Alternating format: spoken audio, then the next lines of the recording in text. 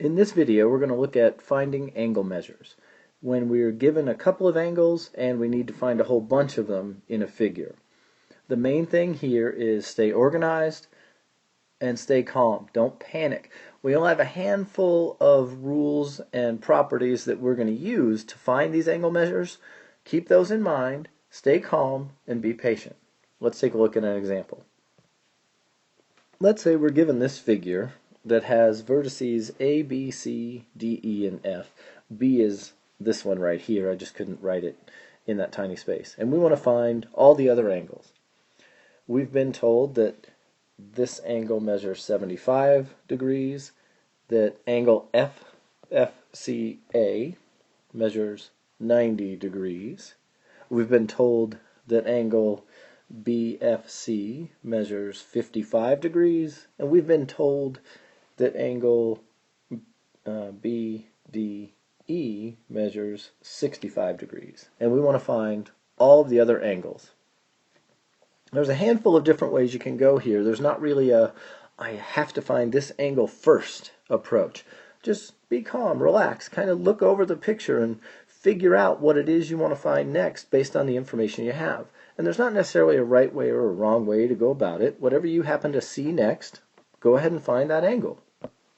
Okay, in this picture, one of the rules that we're going to use is that the sum of the three angles of a triangle add up to be 180 degrees. Well, if we look at this triangle right here, I can see that I've got a 55 degree angle and a 90 degree angle.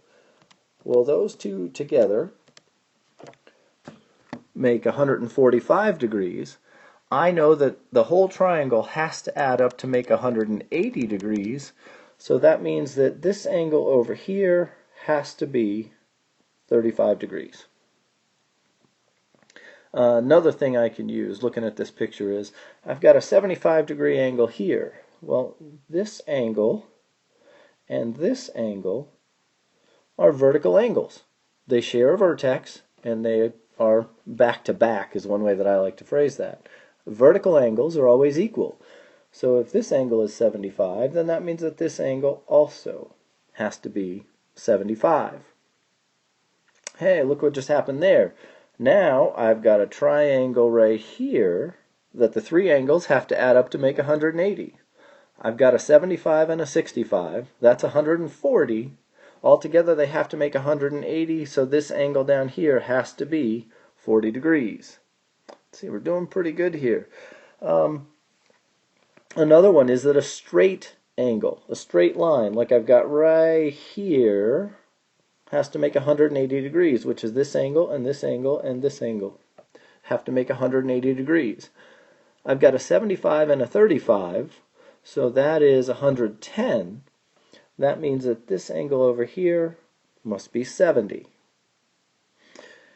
Now I've got a couple of different ways that I can finish this thing off. I can use that straight angle idea again right here, where I've got a 75 and a 35 that would make 110. So in order to make a straight angle, this one must be 70. You could have also found that one by using the fact that this angle and this angle are vertical angles. And then it looks like I just have one angle left on my page that I need to find. I can do that a couple of different ways. Maybe we'll look at the fact that I've got a straight line right here, and I've got a 75, a 70, and then whatever that one's going to be. That would make 145. I've got to get to 180. So the measure of this one last angle that's on my page here must be 35 degrees. You could have done that with vertical angles as well. Just be patient. Keep the things in mind that the sum of the angles of a triangle have to make 180. Vertical angles are equal. A straight angle will always give you 180 degrees.